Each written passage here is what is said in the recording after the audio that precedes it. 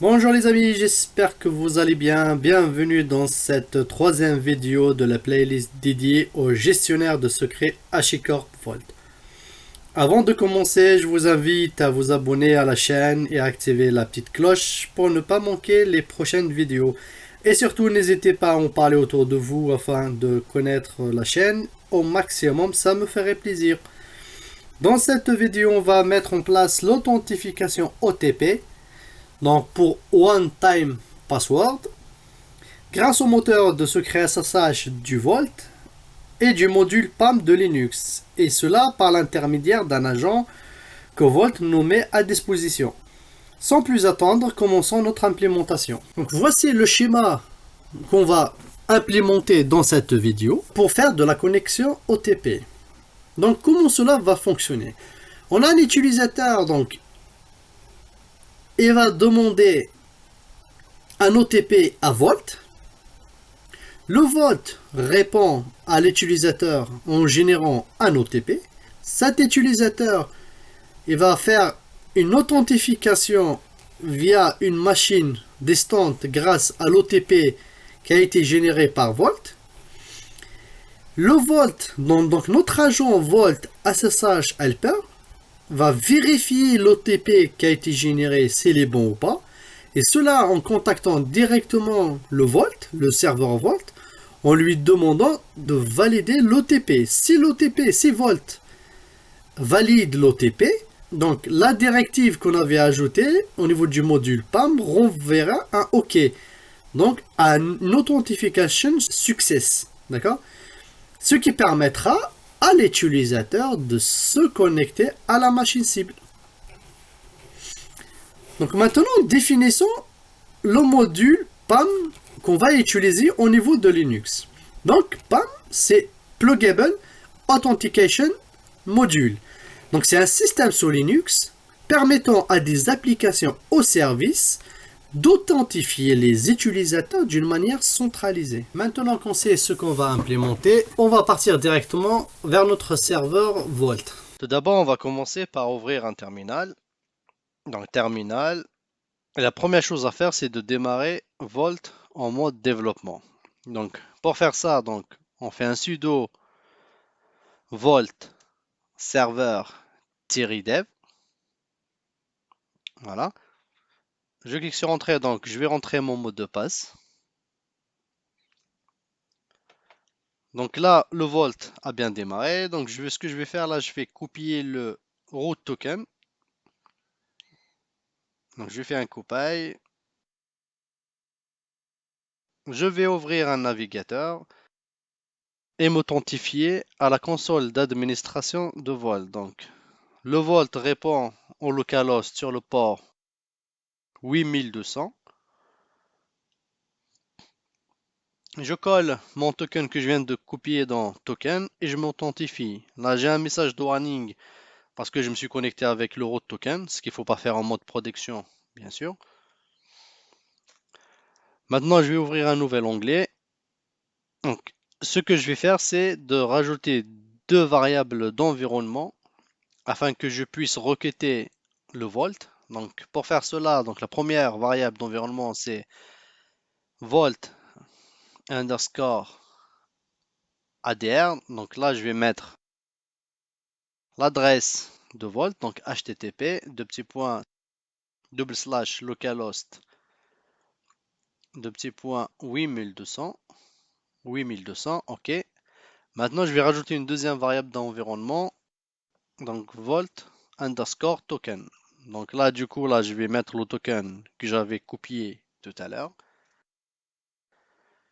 Ok, et je fais entrer. Maintenant, ce que je vais faire, c'est d'activer le moteur de secret SSH. D'accord? Donc, pour faire cela, on va taper Volt secret enable SSH. Je clique sur Entrée et me dit Success. Donc, le moteur de secret SSH a bien été activé. Donc, j'efface tout ça. Et maintenant, je vais créer un rôle. Donc, un rôle que je vais nommer OTP Keyrol qui a comme type OTP avec un default user high-tech. Donc, c'est l'utilisateur qui va être utilisé pour s'authentifier aux machines. Et toutes les machines qui sont dans le CIDR seront là pour faire des demandes d'authentification OTP. D'accord? Là, on a vu large. D'accord? J'ai success. Donc, j'ai bien créé le rôle. OTP keyrol. D'accord? Donc, maintenant, ce qu'on va faire. Donc, je vais créer un répertoire Volt. Je vais dans ce répertoire-là. Je vais effacer tout ça pour que ce soit plus propre. Maintenant, je vais créer une policy. Donc, pour faire cela, donc, je vais faire un vim mypolicy.hcl. Donc, policy HCL. Et je vais mettre deux policies. La première policy, c'est la suivante. Donc, je donne les droits en liste. Donc, pour lister toutes les valeurs, toutes les ressources qui sont à l'intérieur de SSH/étoile. D'accord? Et la deuxième policy que je vais activer, donc, c'est SSH Credential OTP Keyrol. Donc, je donne les droits en create, en read et en update. Donc, cela me permettra en fait de générer des secrets OTP tout à l'heure. Donc, maintenant, j'ai bien mon fichier mypolicy HCL de créer. Maintenant, je vais créer la policy. Donc, pour faire cette création, il suffit de taper Volt policy write mypolicy.hcl.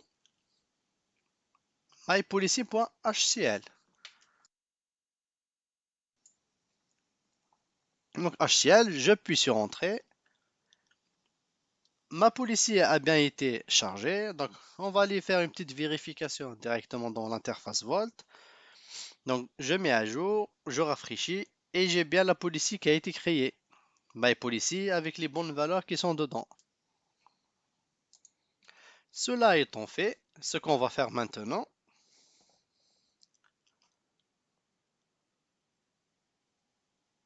donc j'efface. Maintenant, en fait, on va activer la méthode d'identificateur UserPass. Donc, cette méthode d'identification nous permet de se connecter à Volt en utilisant un identifiant et un mot de passe. D'accord, donc, OK, Enable Success. Donc, Success. La méthode d'identification UserPass a bien été créée.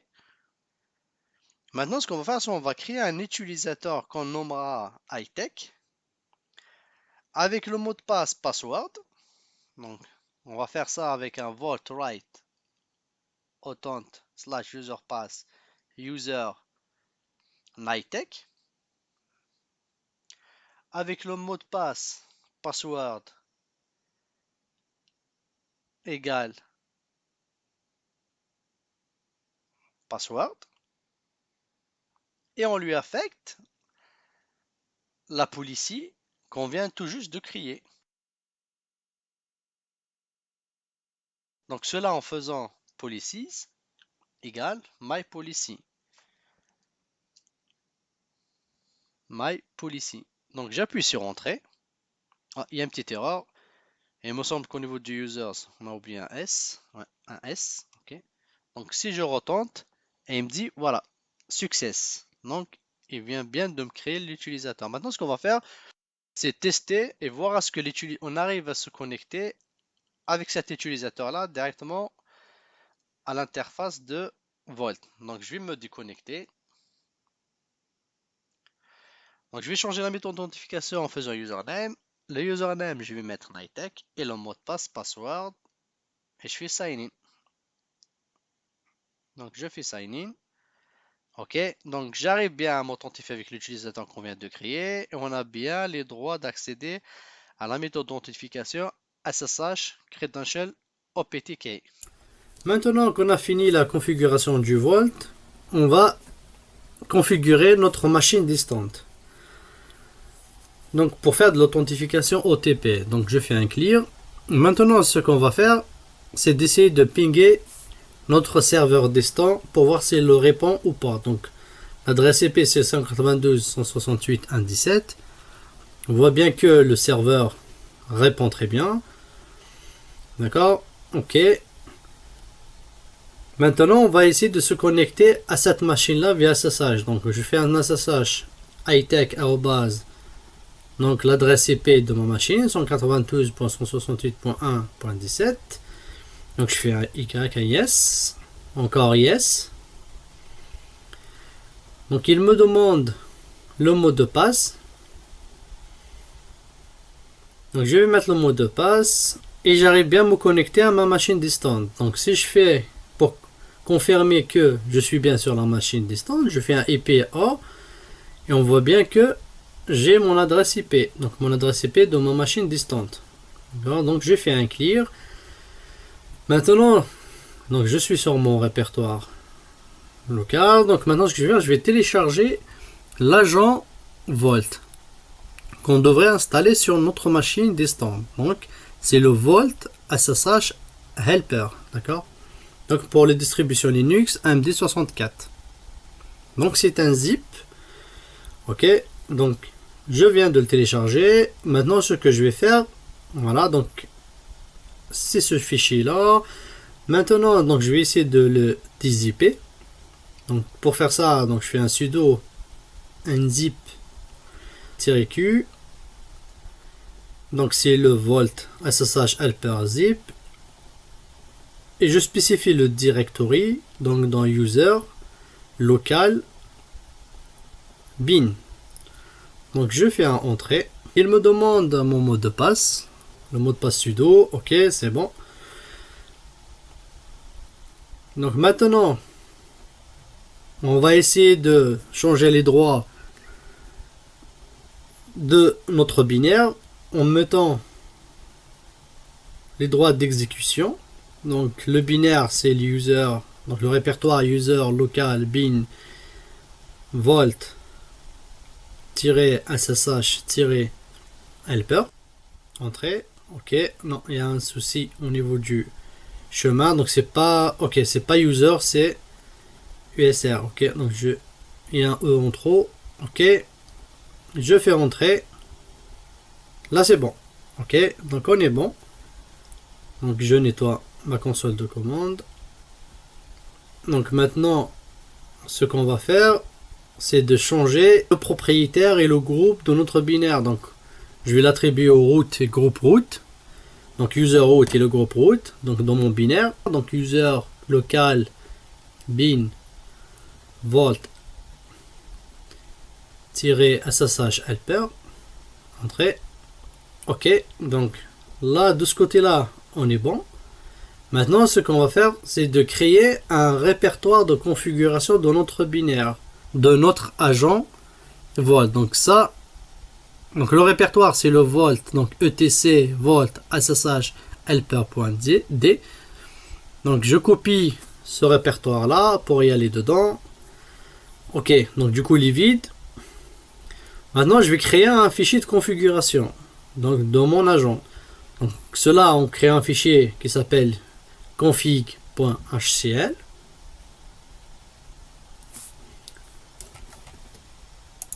Je vais ajouter maintenant quelques paramètres de configuration. Donc le premier paramètre, donc c'est le volt-adresse, donc addr égale, là c'est l'adresse du serveur Volt, d'accord.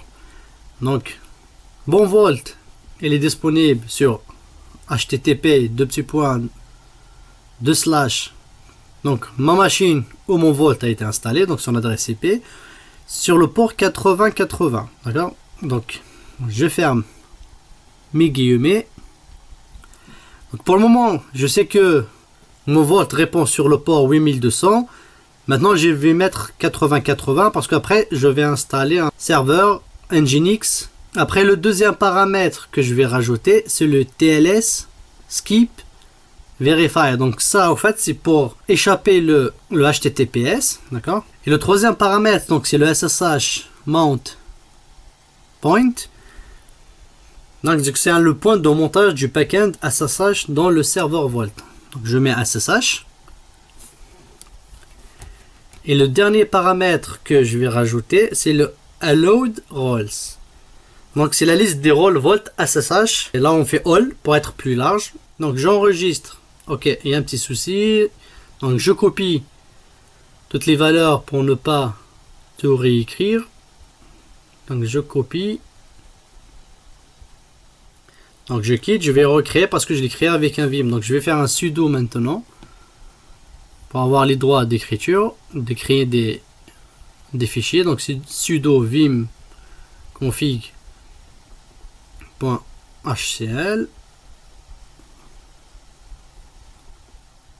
Ok, donc je colle ce que je viens de copier il y a un instant. Je fais un paste. Et j'enregistre. Donc là, on est bon.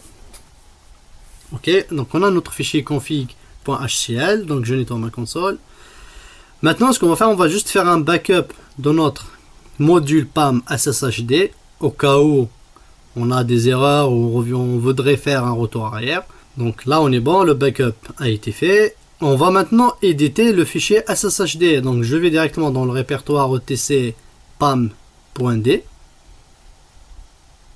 Je copie, je colle. Donc maintenant, ok, donc j'ai tous ces modules PAM. Maintenant, je vais éditer le module PAM SSHD. Ok. On va apporter quelques configurations dans ce fichier-là. Donc maintenant, en fait, c'est qu'on va rajouter deux directives. D'accord? Donc ces directives-là, on va les rajouter directement au-dessous, include comme autant. D'accord? Donc je colle les deux directives à ce niveau-là. Donc si on analyse bien la première directive, donc le module qu'on utilise, c'est le pam exec.so. Après la deuxième directive, on va utiliser le module pam unix.so. On va maintenant expliquer un petit peu ce que ça veut dire tous ces paramètres là. Dans la première directive, on en a un autant. Donc là on déclare le type de pam auquel s'applique la configuration. Le require, c'est un paramètre qui nous dicte le comportement qu'aura notre commande après exécution. Donc ce paramètre là, si la commande externe échoue, donc l'authentification devrait échouer. Après le pam underscore exec.so, donc c'est le nom du module PAM qu'on doit utiliser. Donc c'est un module qui permet au fait d'exécuter une commande externe. Donc dans notre cas c'est le Volt SSH helper. Donc c'est notre agent Volt. Le quit, donc c'est supprimer l'état de la sortie du Volt SSH helper. Donc au niveau de notre sortie, pour pas qu'on affiche ce que le Volt SSH helper nous renvoie. Le expose autant OK. Donc au fait il permet au binaire donc Volt SSH helper de lire ce qu'on saisit au niveau de notre console. Donc typiquement notre mot de passe. Le paramètre log, donc on spécifie le chemin des logs où va écrire notre binaire, donc notre agent Volt SSH helper. Le Volt SSH helper, donc c'est le chemin absolu vers notre binaire. Le config, donc on lui spécifie au fait le fichier de configuration dans notre binaire, où il se situe. La deuxième directive qu'on avait ajoutée, au fait, elle permet de contourner un bug entre certaines versions de PAM exec.so et Volt SSH helper. Ce bug provoque l'échec des authentifications même si l'authentification a bien réussi. La cause vient du fait que certaines ressources ne sont pas correctement libérées. Il s'agit essentiellement d'une no-op qui garantit ainsi que PAM se nettoie avec succès. Donc les paramètres qu'on avait rajoutés, c'est un autant. Donc c'est le type de PAM auquel s'applique la config. On a un optional, donc ce qui diffère de la première directive. Le module échoue. Si le module échoue, l'authentification n'échoue pas. Mais si l'OTP était invalide, nous aurons déjà échoué précédemment, c'est-à-dire dans la première directive. Le PAM unix.so, c'est le module d'authentification standard de Linux. Le nom setpass, le module en fait ne doit pas être autorisé à définir ou à modifier les mots de passe. Use first pass, donc ne plus afficher l'invite de mot de passe utilisé, donc utiliser le mot de passe du module précédent.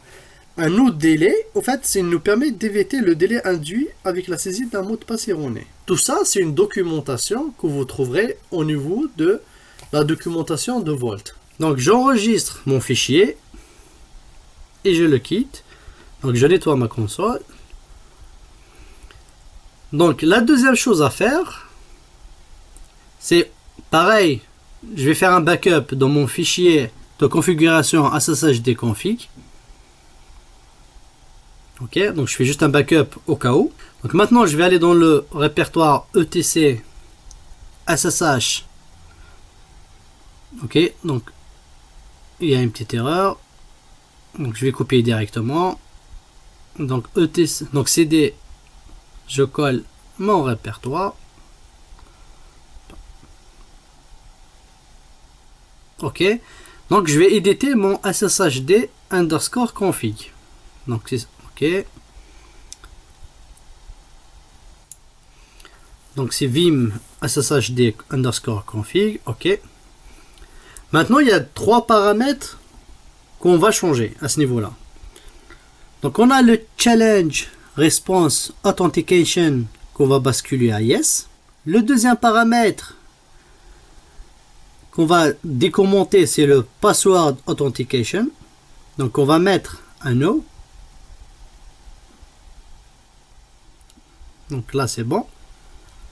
Et le troisième paramètre, on va juste le vérifier qu'il est actif ou pas. Donc c'est le use PAM. Donc il y a yes, donc on est bon. Donc là on est bon. Donc j'enregistre mon fichier et je fais un clear. Maintenant ce que je vais faire, c'est de redémarrer, de faire un restart dans mon SSHD. Donc là c'est bon. Ok. Maintenant ce qu'on va faire, c'est de tester notre agent Vault SSH Helper, s'il est bien configuré ou pas. Et cela grâce à la commande donc Vault SSH Helper verify only .dev, parce qu'on est en mode développement pour le moment. Donc config, là je lui donne le fichier de configuration dans notre agent SSH. Donc c'est le config.hcl. Donc je fais entrer. Donc on a une connection refused, ce qui est tout à fait normal parce que si vous voulez, notre serveur Vault écoute sur le port 8200 et non pas sur le port 8080, ce qui est tout à fait normal. Donc maintenant ce qu'on va faire, c'est de retourner à notre machine où le Vault a été installé. D'accord. Je vais installer un serveur web Nginx. Donc avec un sudo apt install Nginx. Donc je fais yes. Donc j'attends que l'installation se termine. Ça m'a l'air bon. Je fais un clear. Maintenant ce que je vais faire, c'est aller tester mon serveur Nginx s'il répond bien ou pas. Donc je fais juste un localhost sur le port 80. Ok, welcome to Nginx. Donc j'ai bien mon Nginx qui répond. Donc mon serveur web qui répond bien. Donc je réduis. Maintenant je vais aller configurer mon Nginx pour qu'il écoute sur le port 8080. Donc je vais directement dans cd etc Nginx. Ok, donc cd etc Nginx. Donc je vais éditer le fichier de configuration nginx.conf avec un vim nginx.conf. Donc je vais l'ouvrir avec un sudo. Ok. Donc directement dans la balise, donc dans le bloc HTTP, je vais rajouter quelques lignes. Ok. Donc je vais les mettre directement à ce niveau-là. Donc je fais un serveur, j'ouvre une accolade.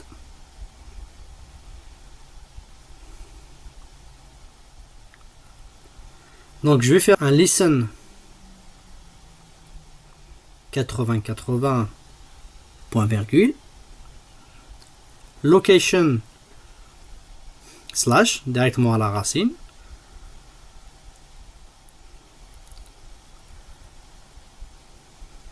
Ok, donc j'ouvre un deuxième bloc. Donc je vais mettre un proxy underscore pass http // local host 8200. Donc toutes les requêtes qui arriveront sur le port 8080 vont être redirigées vers le port 8200 en localhost. Donc maintenant, j'enregistre mon fichier de configuration. Ok. Je vais faire un restart dans mon Nginx, donc avec un système CTL restart Nginx. Donc, je mets mon mot de passe. Ok. Il a bien redémarré. Maintenant, je vais tester mon localhost sur mon port 8080. Ok, donc j'ai bien mon Volt qui répond. Aussi sur le port 8080. Donc je ferme tout ça. Je vais essayer de... Maintenant, ce que je vais faire, c'est ouvrir le port 8080 sur ma machine. Ok, donc mon firewall n'est pas actif. Donc moi, je vais l'activer. Ok, donc il est actif. Firewall is active. Je nettoie. Maintenant, je vais ouvrir le port 8080. Donc pour faire cela, donc je fais un ufw allow 8080. Donc avec un sudo. Ok, donc il a bien rajouté les règles. Je recharge mon firewall. Ok, c'est bon. Maintenant, ce qu'on va faire, c'est de retester, de refaire la même commande. Maintenant, on a un verify successful. Ok. Maintenant, on va essayer de se connecter à notre machine cible grâce à un OTP. Donc, je vais rajouter la variable remote host IP qui est égale à 192.168.1.17. Donc, c'est l'adresse IP de ma machine cible. Donc, si je fais un echo $, je vais copier le nom de ma variable